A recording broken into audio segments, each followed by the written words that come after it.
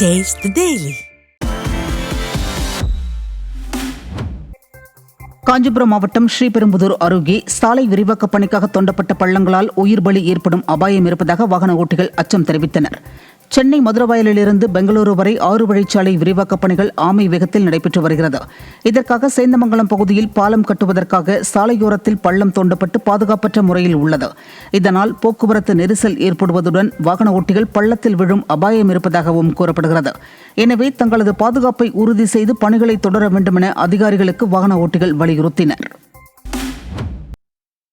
கடலூர் மாவட்டம் உண்ணாமலை செட்டிச்சாவடியைச் சேர்ந்த இளம் பயிற்சி மருத்துவர் பிலிப்பைன்ஸ் நாட்டில் நடந்த சாலை விபத்தில் பரிதாபமாக உயிரிழந்தார்.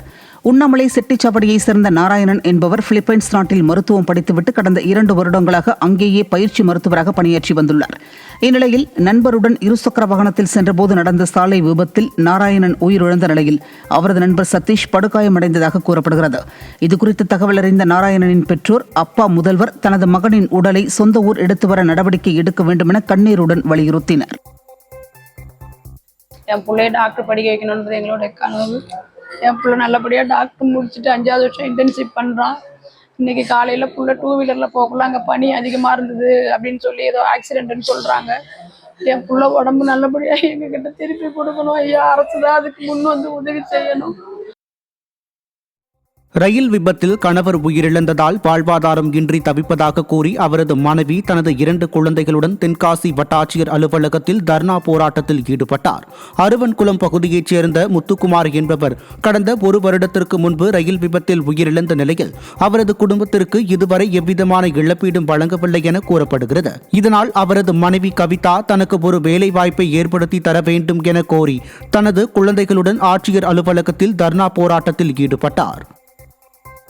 திருவாரூர் மாவட்டம் திருத்துறைப்பூண்டி அருகே மழை வெள்ளத்தால் பாதிக்கப்பட்ட சம்பா தாளடி பயிர்களுக்கான இழப்பீடு வழங்க வலியுறுத்தி திமுகவின் கூட்டணி கட்சியான கம்யூனிஸ்ட் சார்பில் சாலை மறியல் நடைபெற்றது.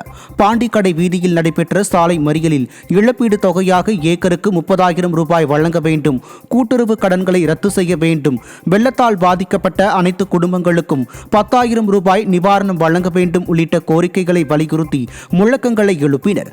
யாரும் குறை சொல்ல முடியாத ஆட்சி நடத்துவதாக ஸ்டாலின் கூறிக்கொண்டு இருக்கும் நிலையில் திமுக அரசை கண்டித்து அதன் கூட்டணி கட்சியே போராட்டம் நடத்தும் நிலை உள்ளதாக விவசாயிகள் குற்றம் சாட்டினர். கடலூர் மாவட்டம் விருத்தாச்சலம் வருவாய் கோட்டாட்சியர் அலுவலகத்தில் உள்ள கழிப்பறை பயன்படுத்த லாய்க்கற்ற நிலையில் உள்ளதாக குற்றச்சாட்டு எழுந்துள்ளது. விருத்தாச்சலம் வருவாய் வட்டாட்சியர் அலுவலகத்திற்கு தினமும் ஆயிரக்கணக்கான மக்கள் பல்வேறு பணிகளுக்காக வந்து செல்கின்றனர்.